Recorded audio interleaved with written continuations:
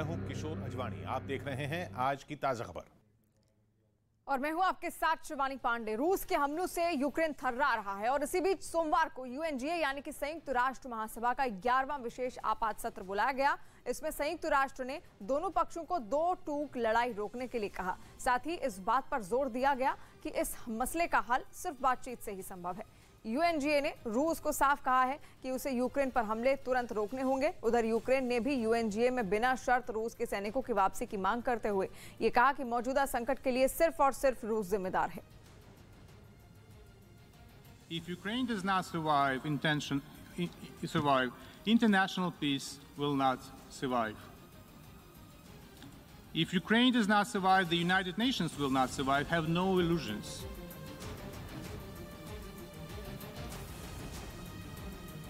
If Ukraine does not survive, we cannot be surprised if democracy fails next. और ये रूस का ऐसा ब्रह्मास्त्र है जो आज तक नहीं चला, लेकिन डर है कि अब वो चल सकता है। डर है कि यूक्रेन को घुटनों पर लाने के लिए पुतिन कभी भी इस हथियार को चला सकते हैं। यह है father of all bombs, Hindi में कहें तो बमों का बाप, जो अगर रूस ने चला दिया तो यूक्रेन का काम तमाम हो सकता है। दुनिया के नक्शे से उसका वजूद भी मिट सकता है। रूस का ये ब्रह्मास्त्र फादर ऑफ ऑल बॉम्ब्स असल में बेहद खतरनाक TOS-1 मल्टीपल रॉकेट लॉन्चर है, जो जहां फट जाए वहां तबाही मचा देता है।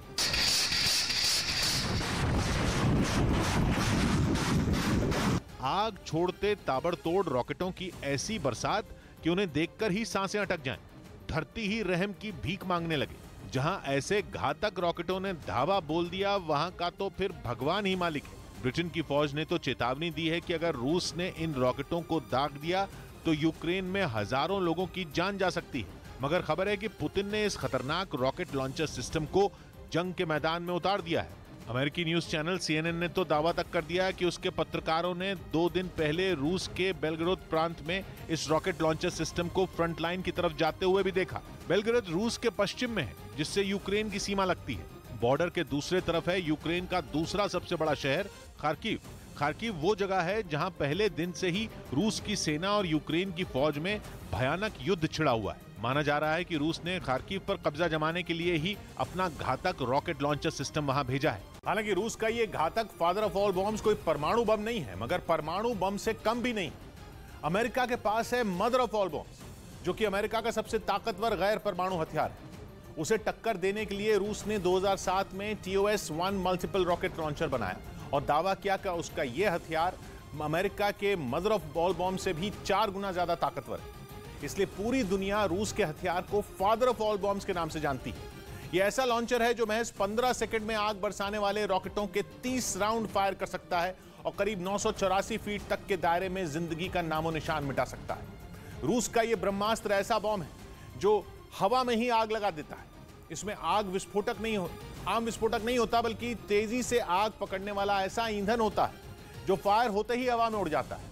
यह बम हवा से सारी की सारी ऑक्सीजन ही खींच लेता है। इससे एक वैक्यूम सा बन जाता है और फिर ऐसा ताकतवर धमाका होता है जो परमाणु बम विस्फोट से बस 1 नंबर ही नीचे होता है। फादर ऑफ ऑल बॉम्ब्स के विस्फोट से आग का विशाल गोला उठता है, जिससे इतनी भयानक गर्मी पैदा होती है कि उसे सहना नामुमकिन होता है।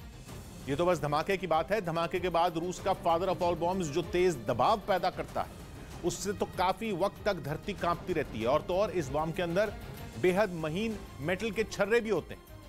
ये बम काल का दूसरा नाम है। ये कितना खतरनाक है, इसे आप ऐसे समझिए कि जैसे आपने गहरी सांस लेकर पानी में डुबकी लगाई, अब आपको फिर से सांस लेनी है पानी के अंदर, तो कैसे लेंगे?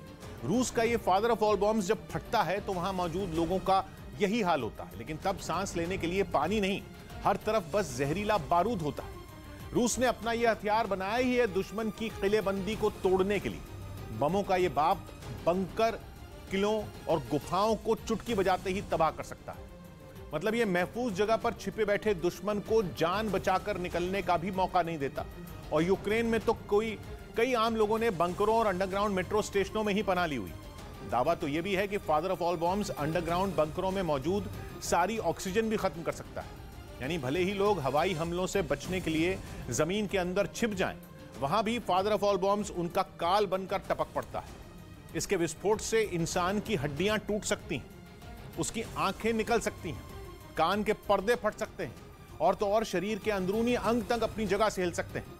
यहां तक कि रूस का फादर ऑफ ऑल बॉम्ब्स लोगों के फेफड़ों में मौजूद ऑक्सीजन तक खींच लेता है, यानी इंसान के अंदर सांस तक नहीं बचती। इतनी दर्दनाक मौत। रूस के फादर ऑफ ऑल बॉम्ब से कोई नहीं बचा सकता, कोई नहीं। इससे बचाने के लिए कोई भी देश न तो कोई टैंक बना पाया है, ना कोई कवच बना पाया है, अमेरिका भी नहीं।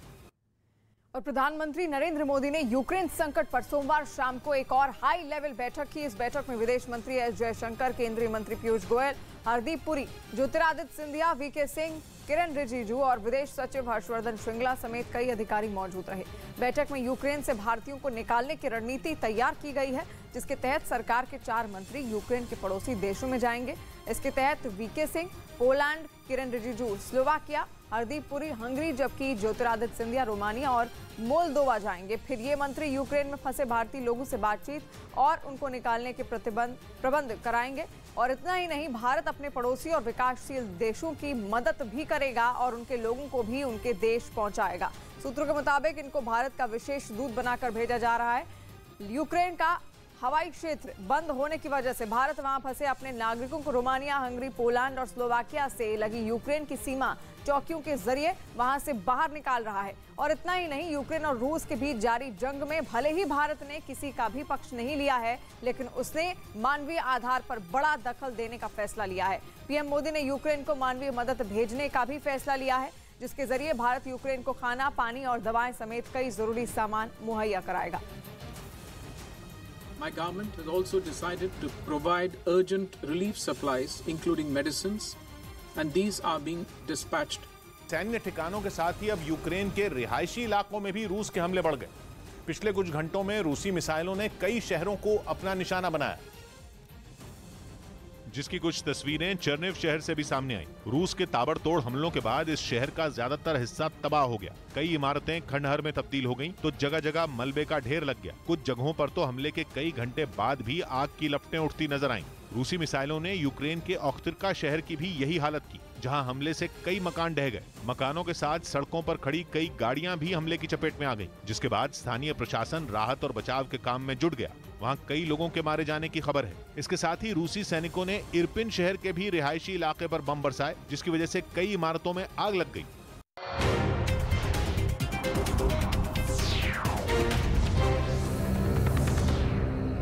सकता है अब यूक्रेन को हॉलैंड से 200 तो जर्मनी से 500 और स्टिंगर मिसाइलें मिल रही हैं, जो उसके लिए एक बड़ी ताकत साबित हो सकती हैं। उधर रूस से भिड़ने के लिए यूक्रेन के सैनिक भी पूरी जान लगा रहे हैं। राजधानी कीव के पास फास्तिव शहर में भी यूक्रेन की फौज के साथ वहां के नागरिक आकर खड़े हो गए, जिससे यूक्रेन के सैनिकों के हौसले तो बुलंद हुए ही, साथ में आम लोगों ने भी रूस से लोहा लेने का पूरा मन बना लिया। वहां से जो तस्वीरें सामने आई, उनमें फास्तिव की सड़कों पर हथियारों से लैस यूक्रेन के सैनिकों की हलचल बढ़ गई और रूस को पटकनी देने के लिए वो लोग निकल पड़े। जिन लोगों ने अपने देश को बचाने के लिए यूक्रेन के जवानों से हाथ मिलाया, वो खुले आसमान के नीचे बैठ गए और उनसे बम बनाना सीखा। उन लोगों के पास रूसी फौज पर हमले के लिए पेट्रोल बम भी देखे गए। रूस से भिड़ने के लिए यूक्रेन के सैनिकों ने वहां के आम लोगों को हथियार चलाने की ट्रेनिंग दी। साथ ही उन्हें यह भी सिखाया कि हमले में जख्मी होने पर मरहम लगाकर फिर दुश्मन के खिलाफ कैसे खड़ा हुआ जाता है। इस बीच यूरोपियन यूनियन ने